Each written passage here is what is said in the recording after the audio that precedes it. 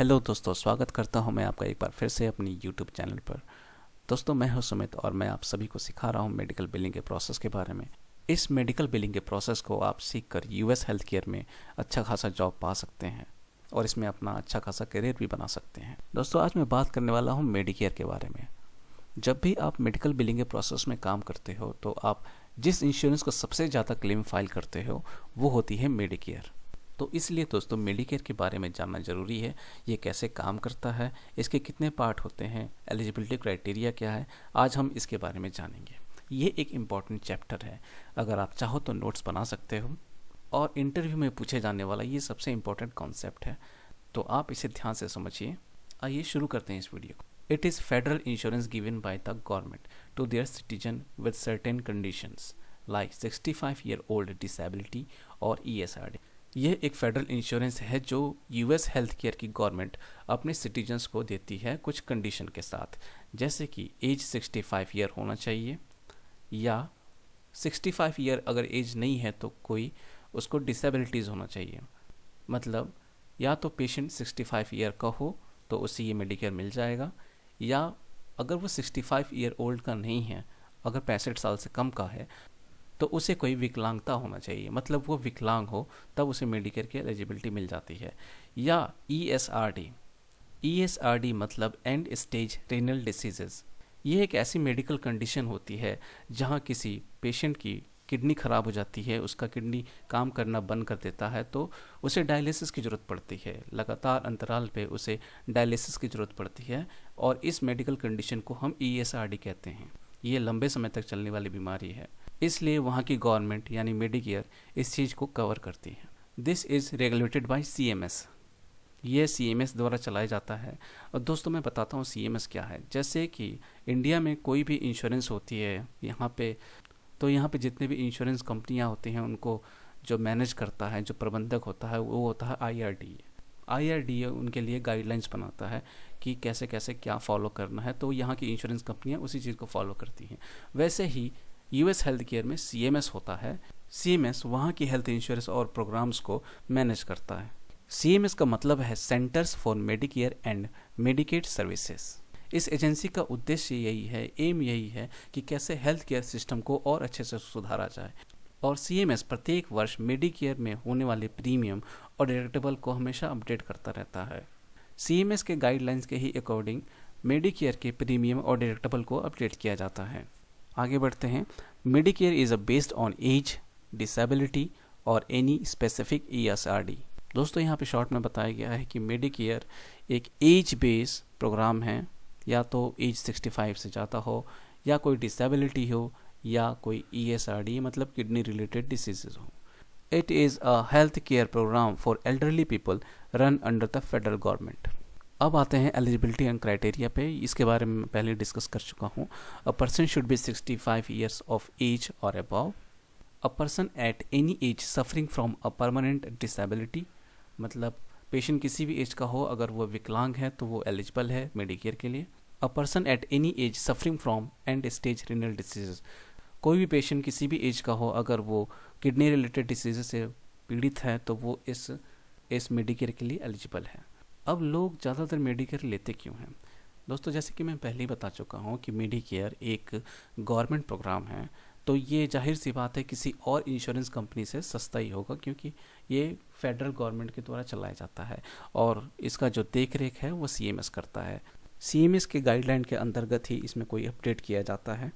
तो सुरक्षा और स्वास्थ्य के नज़रिए से ये सबसे अच्छा एक ऑप्शन होता है लोगों के लिए। दोस्तों, अब बात करते हैं पार्ट ऑफ मेडिकेयर के। इसके 4 पार्ट होते हैं, part A, part B, part C and part D। आइए बात करते हैं पार्ट A के बारे में, जिसे हॉस्पिटल इंश्योरेंस कहा जाता है। इसमें कवर्ड क्या होता है ये देखते हैं। Inpatient hospital care, skilled nursing facility, home health care and hospice care, ये सारी चीज़ें इसमें कवर हैं। दोस्तों, पार्ट A हॉस्पिटल इंश्योरेंस, जैसे कि नाम से ही पता चल जाता है कि इसमें हॉस्पिटल से रिलेटेड जितने भी काम होते हैं वो इसमें पार्ट A में कवर होते हैं। देखते हैं कवर्ड सर्विसेज में क्या है। इन पेशेंट हॉस्पिटल केयर, अगर कोई पेशेंट हॉस्पिटलाइज होता है और उसका ट्रीटमेंट किया जाता है तो ये सारी चीज़ें कवर है उसमें। स्किल्ड नर्सिंग फैसिलिटी, दोस्तों कई बार किसी पेशेंट को पर्सनल नर्सिंग फैसिलिटी चाहिए होती है, जैसे उसको टाइम टू टाइम इंजेक्शन देना, या उसका कोई घाव हो गया है तो उसको पट्टी करना, या और भी बहुत सारी चीज़ें होती हैं जिसके लिए उसको एक नर्स पर्सनल चाहिए होता है, तो उसको ये फैसिलिटी प्रदान करती है और ये कवर्ड होता है मेडिकेयर में। उसके बाद बात करते हैं होम हेल्थ केयर की। होम हेल्थ केयर की भी सर्विसेज मेडिकेयर में कवर्ड होती है। होम हेल्थ केयर मतलब अगर आपको बाहर जाने में दिक्कत है, अगर कोई ऐसा पेशेंट है जो व्हील चेयर पर ही रहता है, या उसको उठने में दिक्कत होती है, या किसी के सहारे चल नहीं सकता है, तो उसको, ऐसे पेशेंट को घर पे ही सर्विसेज दी जाती हैं, घर पे ही उसकी देखभाल होती है और उसका सारा खर्च मेडिकेयर पे करती है। उसके बाद है hospice care. Hospice care patient who live 6 month और लेस। दोस्तों, हॉस्पाइस केयर एक ऐसी कंडीशन है जहां पेशेंट 6 महीने या उससे भी कम जिंदा रह पाते हैं, तो ऐसे पेशेंट को हॉस्पाइस केयर में भेजा जाता है। Part B, medical coverage, cover things like doctor visit, out patient services, x ray and lab test and preventing screening. दोस्तों, आप देखते हैं इसमें कवर्ड सर्विसेज क्या होती हैं। डॉक्टर सर्विसेज मतलब अगर कोई पेशेंट डॉक्टर के पास विजिट करता है, विजिट चार्जेस उसमें कवर्ड होंगी। Out patient hospital care cover होगा। आउट पेशेंट मतलब अगर किसी पेशेंट को हॉस्पिटलाइज होने की ज़रूरत नहीं पड़ती है, मतलब मान लो किसी पेशेंट का हाथ टूटा हुआ है, वो आता है और वो उसने मरहम पट्टी कराई, उसने प्लास्टर करवाया और चला गया, मतलब उसको हॉस्पिटलाइज होने की ज़रूरत नहीं होती है, तो ऐसे पेशेंट को आउट पेशेंट कहा जाता है। और ये outpatient hospital care part B में कवर है। Durable medical equipment.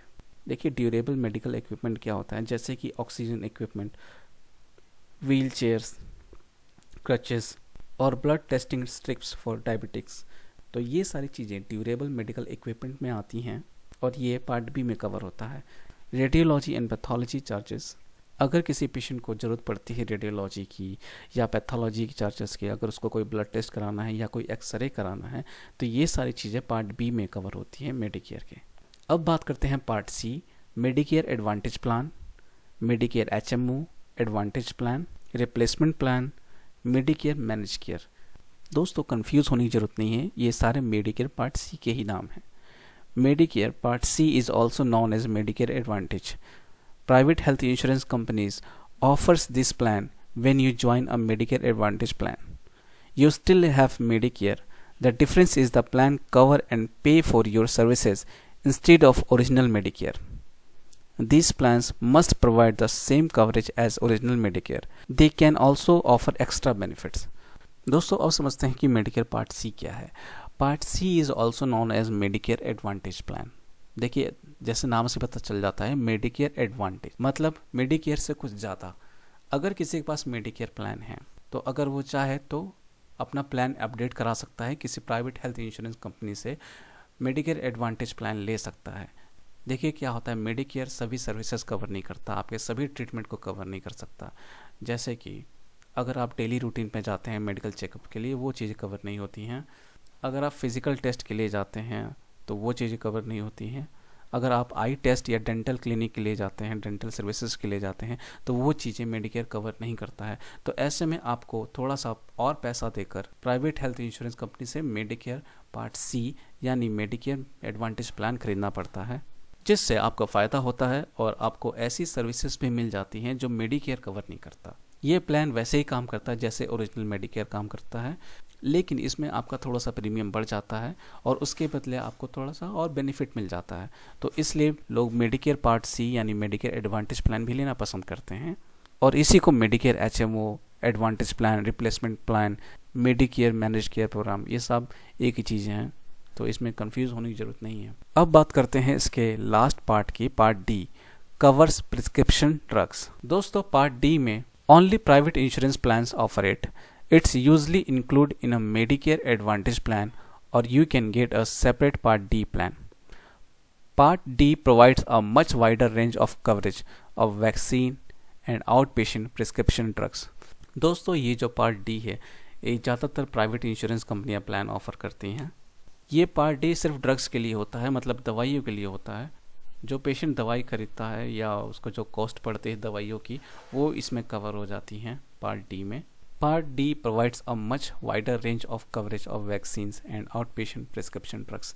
Part D में वैक्सीन वगैरह भी कवर हो जाती हैं। वैसे वैक्सीन लेना ये एक मेडिकेयर पार्ट बी का पार्ट है, लेकिन इसमें वैक्सीन की रेंज थोड़ी बढ़ जाती है। अगर किसी ने पार्ट डी का स्पेशल प्लान लिया है तो उसे वैक्सीन या ड्रग्स की रेंज बढ़ जाती है और उसको ये अलग से फैसिलिटी दी जाती है। तो ये थे मेडिकेयर के पार्ट्स। उम्मीद करता हूँ कि आपको ये वीडियो पसंद आया होगा और मेडिकेयर का कॉन्सेप्ट क्लियर हो गया होगा। दोस्तों, आगे आने वाली वीडियो में मैं बात करूँगा मेडिकेड के बारे में। इसके अलावा हम ये भी जानेंगे कि कमर्शियल प्लान कौन से होते हैं और उनके क्या पार्ट होते हैं, उनका क्या रोल होता है। अगर आपको ये वीडियो पसंद आया होगा तो इसे ज़रूर लाइक करें और चैनल को सब्सक्राइब करें। मैं आपके लिए ऐसे ही मेडिकल बिलिंग से जुड़े हुए अपडेट लेकर आता रहूँगा, जिससे आप अपनी नॉलेज को बढ़ा सकते हैं और इस मेडिकल बिलिंग के प्रोसेस में इंटरव्यू देकर आप जॉब पा सकते हैं। तब तक के लिए धन्यवाद।